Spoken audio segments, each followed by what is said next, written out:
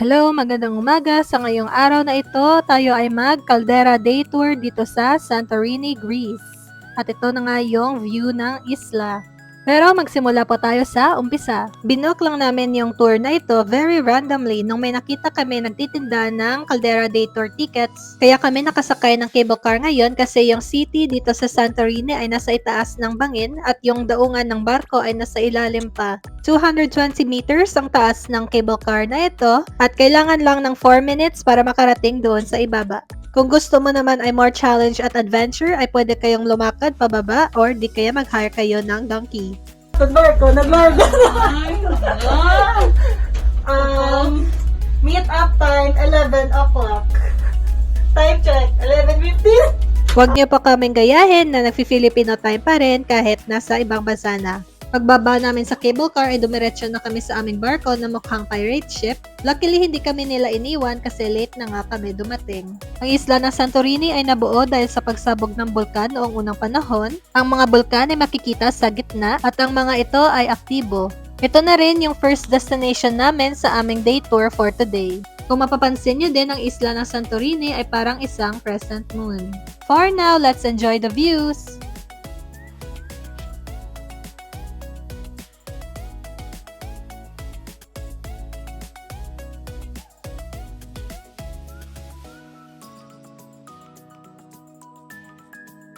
At parating na nga tayo sa volcanic island na ito.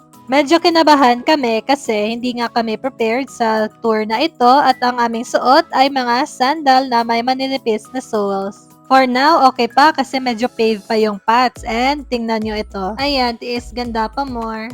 Aaminin, medyo masakit po lumakad sa mga bato na ito kasi nga matutulis at medyo madulas pa nga kasi mabuhangin din. Hindi talaga bagay yung outfit namin sa okasyon na ito. Anyway, we are here for the adventure and nandito na nga kami at ginusto mo yan, kaya G na lang kami. Medyo ma-hike pa nga yung trail at we are going to stay in this island for 1.5 hours. At syempre, goal na din namin na ikutin ang rim ng volcano dito. Actually, may additional na payment para sa entrance fee ng islang ito, kaya minaximize na rin namin. At ito na nga yung pinakatuktok ng bulkan na ito. O diba, kahit napabebe yung outfit namin, ay kayang-kaya namin i-hike yung volcano. Also, struggle din kasi medyo mahangin. Bumalik na kami sa aming barko and good to know na hindi pala kami yung pinakalas na hinihintay ng ibang turista. Kung kayo ay nagjo-join sa mga organized group tours tulad nito, ay make sure to respect other people's time.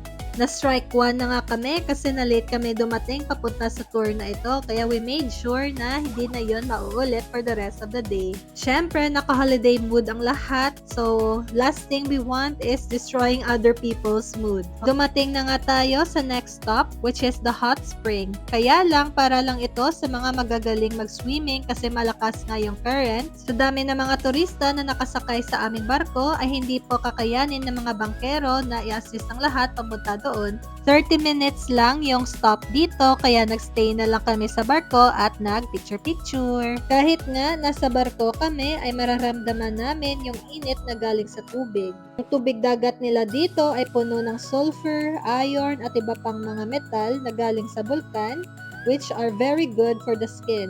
Kaya kung ikaw ay may rheuma, arthritis at iba pang physical pain, ay ito ay talagang beneficial para sa iyo. Kahit ano pa mang benefits na yan, kung hindi ka marunong mag-swimming ay please wag na lang, baka malunod ka lang. Papunta na tayo ngayon sa last stop ng tour and sobrang maalon na. Kapot lang.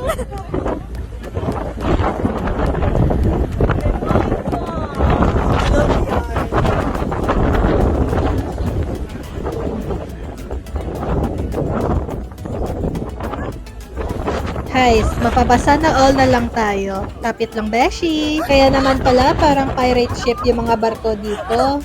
Pagkalipas ng ilang minuto ay dumating na din kami sa Terasya. Ito yung last island na pinuntahan namin. Napagdesisyonan na lang namin na kumain ng Greek cuisine.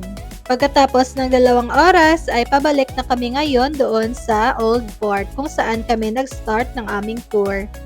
Yung mga puti na yan ay actually mga houses, hotels, restaurants ng City of Iya. Parang nasa kakaibang paraiso ka dito sa Santorini, talagang walang tapon yung mga view. Whether you're up there on the cliffs or down here boating.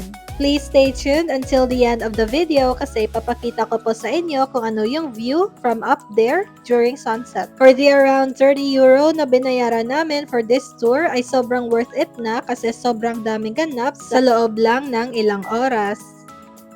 So on our way back, nag-cable car po kami ulit. Unfortunately, hindi ko na masyado maalala kung how much yung binayaran namin sa cable car na ito, pero I'm sure mura lang po ito. Actually, noong September 2021 pa itong adventure namin sa Santorini, kaya magto 2 years ago na din. Pero ngayon ko lang siya nagawa ng vlog. So, nakabalik na kami sa itaas. At ito na nga yung view during the sunset.